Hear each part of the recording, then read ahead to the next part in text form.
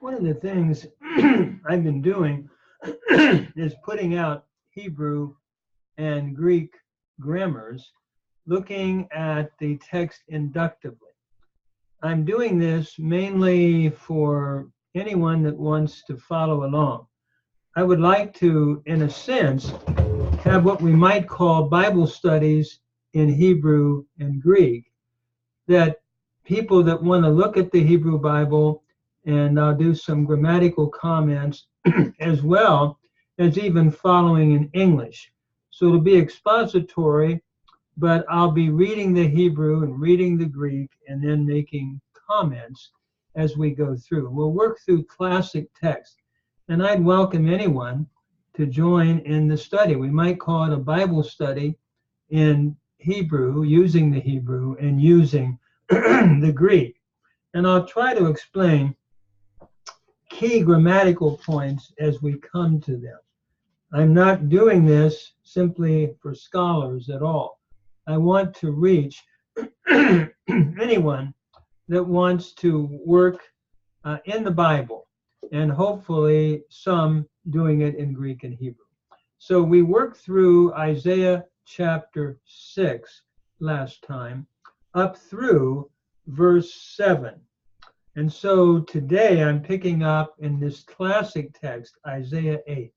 We'll read the Hebrew, translate it, and then talk about key grammatical points, but then talk about the meaning of the text. Notice in verse 8 it says, Ve'eshma et kol Adonai omer, et mi eshlach umi yelek lanu, ve'omar cheneni shelacheni. That is, I heard the voice of the Lord saying, whom shall I send, and who will go for us? Then I said, here am I, send me. Notice we begin the eshma, and I heard, or excuse me, va eshma.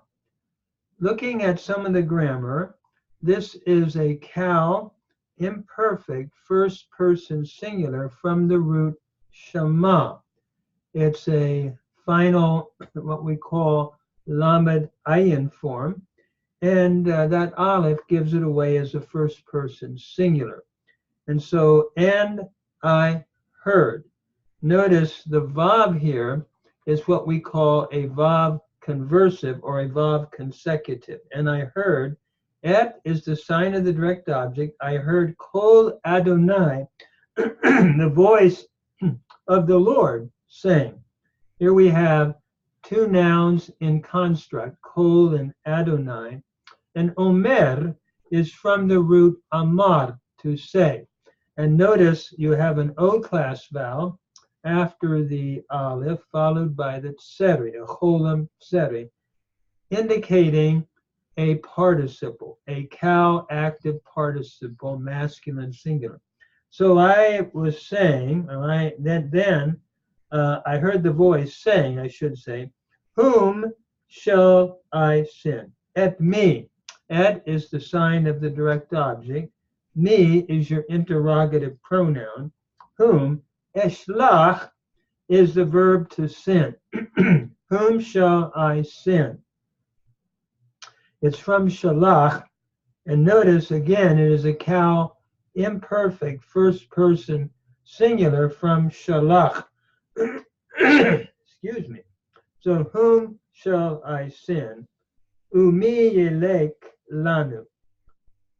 And who, umi yelek lanu, who will go for us? Notice u is just your conjunction. Me is the pronoun who, interrogative, who will go. Notice the verb yelek is the cal imperfect third masculine singular from the root halak. It's a has a hey in the first consonant, and it drops out, and we really have what we might call a compensatory lengthening that yod is the sign of a third masculine singular prefix. So who will go for us? Lanu is your preposition, the lamed, and then anu is your pronoun suffix, first common plural. So who will go for us? Then I said, the Omar. Notice Omar is from the root amar, and it's the cow imperfect first common singular from amar. Notice we have a pay aleph verb where the aleph of the root has dropped out, and so we would translate it, then I said. Again, it's the vav hafik or the vav conversive in the va here. And the root is amar, as we said, with the aleph eliding or dropping out. And this aleph is indicative of the first person singular prefix. So then I said, and in these pay aleph verbs, actually, you have your O class vowel because of dissimilation. Emer and Emar became Omar. So then I said, Hine, behold, or here am I, shalachani, send me. Notice shalachani is from the root shalach, to send. It is the cow imperfect second masculine singular from shalach, and ni is your pronominal suffix first person singular. Then I said, here am I, send me. This was after he had been cleansed with his lips and the uncleanness from his uncleanness, and then he's saying, here am I, send me. And what a beautiful response here. And that should be our response to the Lord. He wants to use each one of us in the work of the kingdom of God. And if we know Christ, we're part of his body, and we're to be using whatever gifts God has given us. And no matter what age we are, or no matter where we are in terms of serving the Lord. A lot of times when you get older, the feeling is, well, you've had your day. You need now to just not, go out to pasture, so to speak. But I believe that we must always keep on keeping on. We're always being sent by the Lord to be faithful. And this is Isaiah's call. So then I said, here am I, send me. And then notice as we go to verse 9, what we're told then in the next verse. V'yomer lek v'amarta la'am hazeh shem'u shemoa v'al tavinu ure'u ra'o v'al teida'u. Notice in verse 9, and he said, go, and you shall say to this people, keep on hearing, but do not understand. Keep on seeing, but do not perceive. Notice Vayomer is from the verb amar, cow imperfect, third masculine singular from amar. And he said, notice the O class vowel. Again, this is a pay aleph verb where we have dissimilation from yemer to yomer. And this is common all the way through these pay aleph verbs with that holem instead of an I class vowel, instead of yishmor, yomer. And he said lake. Now notice lake is from the root halak, and the hay has elided or dropped out. And lake is your cow imperative, second masculine singular from halak. It's sort of like what the Lord told Abraham, Lake Lecha, go for yourself into a land that I will show you. I'm thinking of Genesis chapter 12. And he said, go, and you shall say to this people, the amarta. Notice the amarta again is your cow imperfect, first common singular from amar. Then, and you shall say. Notice the vav here has a shava, so it's not a vav conversive, it's a simple vav conjunction. And the amarta continues to be futuristic or present because it is imperfect. It is perfect. Then he said to me, and you shall go to this people. Let me just back up here a minute.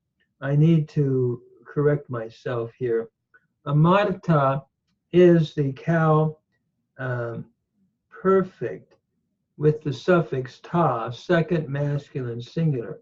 And the vav here is actually, it is a vav conversive, turning over the verb amarta and putting it into the future. So with the perfect, we have a vav with a shava. It turns the perfect over. With the imperfect, it's the vav with the patha, like what we have at the beginning of the verse. Vayomer, and he said. It's imperfect, but it's put into the past by the vav with the patha. Here, it's the vav with the shava, and this turns really the perfect and makes it futuristic. So when you're doing grammar, just remember that the vav with the patha and the imperfect, it turns the imperfect over and puts it into the past. The vav with the shava, with the perfect, takes the perfect and puts it into the future. So he said, go, and you then shall say to this people, the am hazeh. Notice lam is the lamed is your preposition to, and is simply the noun meaning people, and hazeh is your demonstrative pronoun with the article. So he said, go, and you shall say to this people, shem'u shamoa. Notice shem'u is from the root shama, to hear, and shamoa is your infinitive absolute. And it's coming after the imperative. And so I would translate this something like keep on hearing. Some render it hear indeed. You shall surely hear. But I think when we have the infinitive absolute at the beginning of the imperatival form, it would be something like hear indeed, or like if you eat of the fruit, mot tamut, you will indeed die, or you will surely die. Here, I'm seeing this more as a continuous kind of a thought, with the infinitive absolute coming after the imperative. So continue to hear. It's being somewhat ironic here in the text. Va'al tavinu, but do not understand. Notice al is your negative particle not, and tavinu is from the middle weak verb being, and we have a cow imperfect second second person plural. So here indeed, and do not understand. It has an imperatival force in the imperfect, and then ura'u and see continually. Instead of indeed, let's render it continually. See continually. Va'al teda'u, but do not perceive. Notice ura'u, u is just your conjunction and, Re'u is the cow imperfect second masculine plural from ra'a. So just like what we saw in shim'u here, indeed, both forms being in the cow imperfect second person plural. So see continually. Ra'u is from the root ra'a. Again, it is your infinitive absolute. So keep on seeing, but do not understand. Va'al te'da'u. Notice te'da'u is from the root yada. It is a peyod root. Historically, it was a vada, I believe. You had two types of peyod verbs. You had your peyod verb that was always peyod. Then you had your peyod verb that was peyvav, but it in the dictionary it still reads like a peyod. And here, in my understanding, it was vada. The vav drops out in this imperfect form, and you have what is called compensatory lengthening from ahitic to ascetic. So do not understand or do not perceive. Notice again, we're looking at the cow imperfect second person plural with that tav, and the u giving it away as plural, but do not perceive.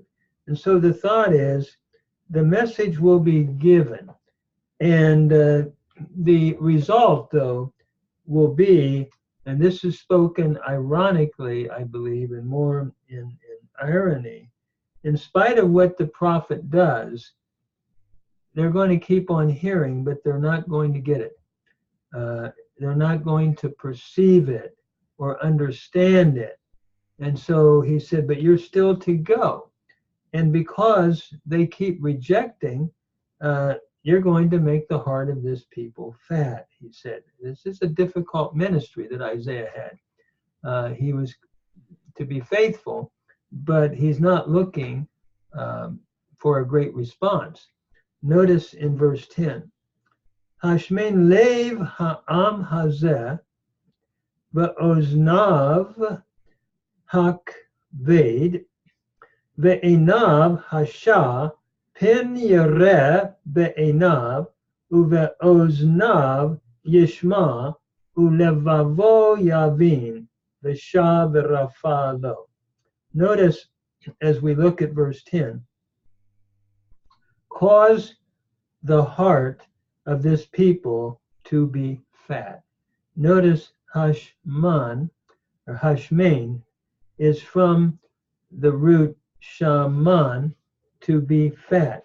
And notice we have a hey prefix with a pathak, and then the final vowel in the final syllable is a seri. So make fat or cause to be fat. Notice the hey gives it away as a hifil form.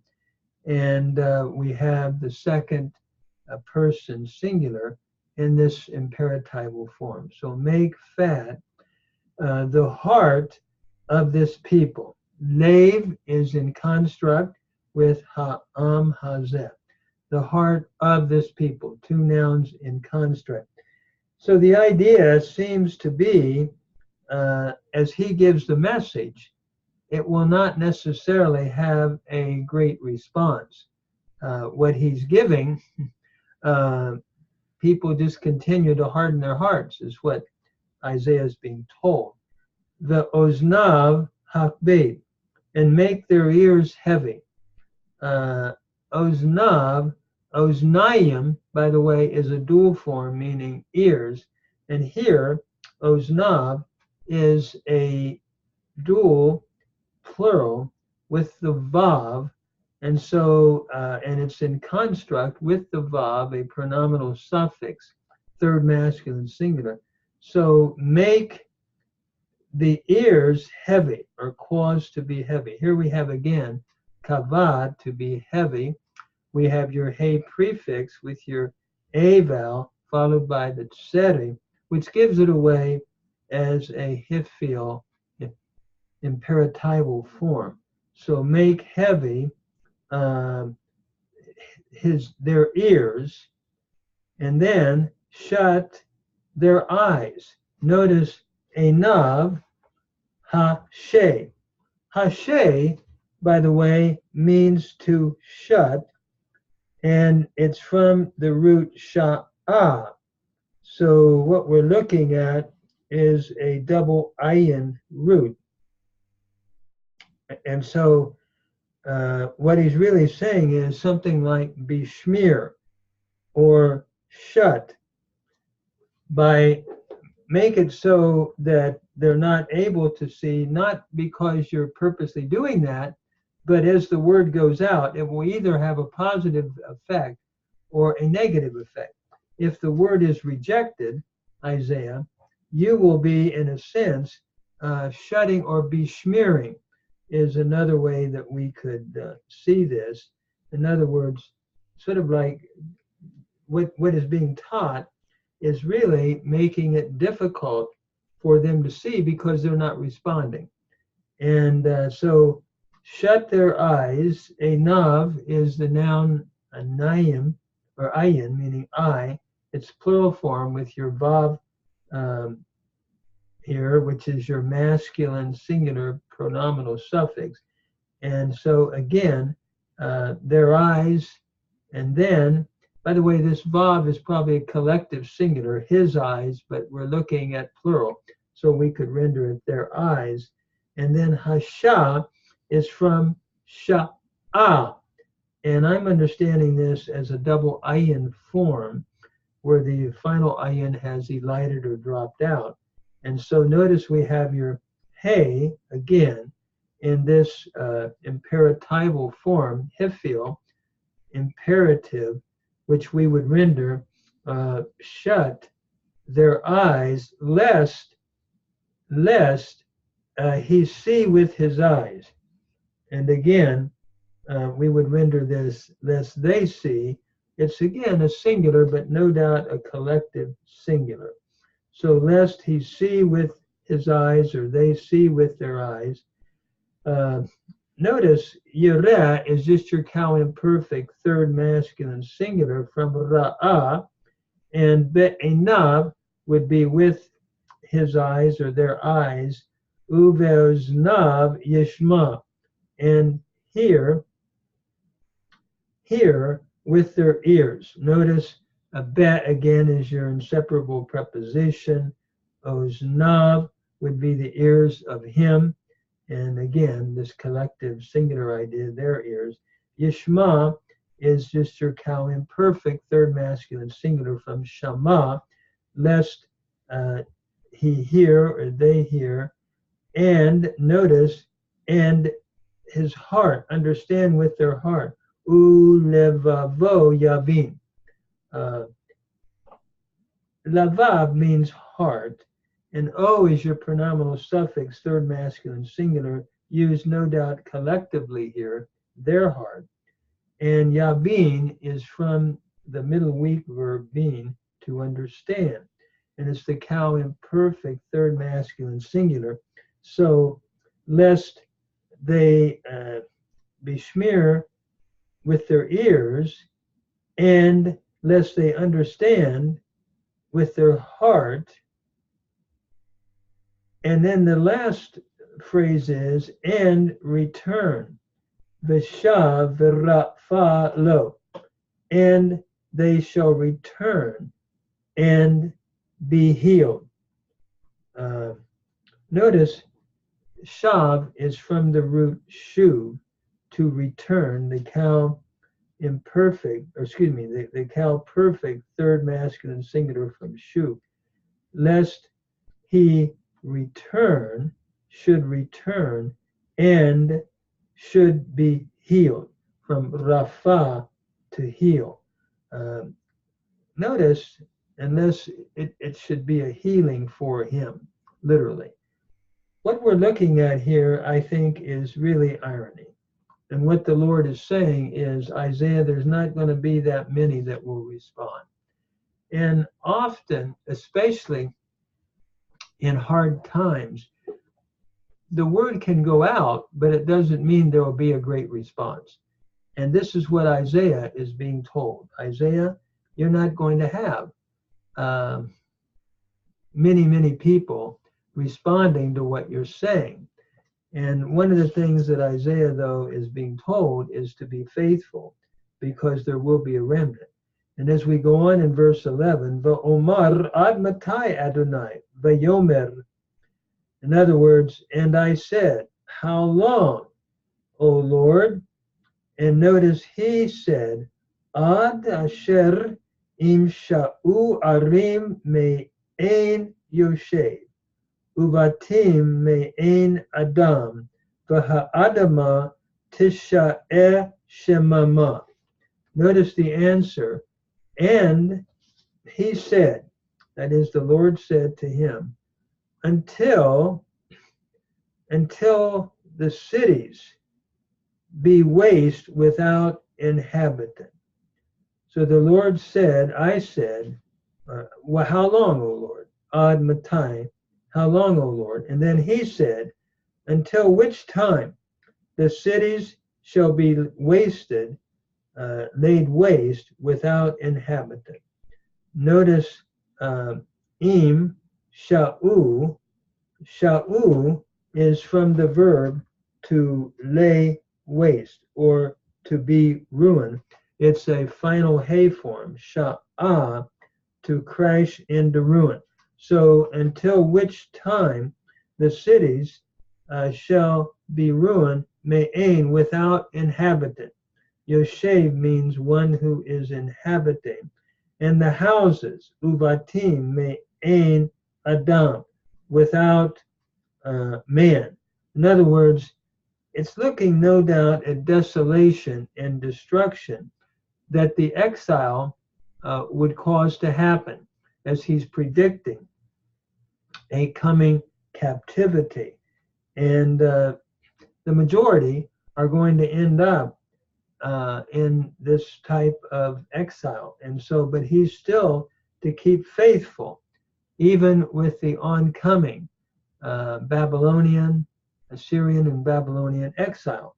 And so then as we read on, notice it says, with the houses without inhabitant, v'ha'adama tisha'eh shemama, and the land shall be laid waste utterly. Notice tishama, again, is from the root sha'ah, to be laid waste.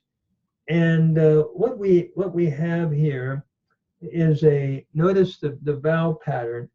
The land, it's an under the tav here, we have an I vowel, a hirig, followed by a long a vowel. And historically, it would have been tin sha'eh. So it is a nifal form where the noon of the nifal has assimilated into the sheen here. Tin sha'eh becoming tish sha'eh. Shemama simply means devastation or waste. And so until the land literally become utterly waste or shall be laid waste. Again, from the root sha'ah, to bring to ruin. And so he's looking at the captivity and what would be happening. And you're not going to have a strong, can I say, response to your message. But then in verse 12, B'richak Adonai et ha'adam, B'rabah ha'azuvah b'kerev ha'aretz. And the Lord have removed mankind, or men, speaking again of the captivity that was to come. V'rabah ha'azuvah, and the forsaken places, ha'azuvah, means that which is forsaken, shall be many. Notice rabbah here is from the root rabab, a double ayin, or a repetition of the bait, shall be many till the forsaken place, and again it's no doubt a collective singular, to the forsaken places be many, bekeruv ha'aretz, in the midst of the land. So he's saying, you are going to have a hard ministry. There won't be that great response, but you're still to be faithful, for there's still going to be a remnant. And this brings us up to verse 13.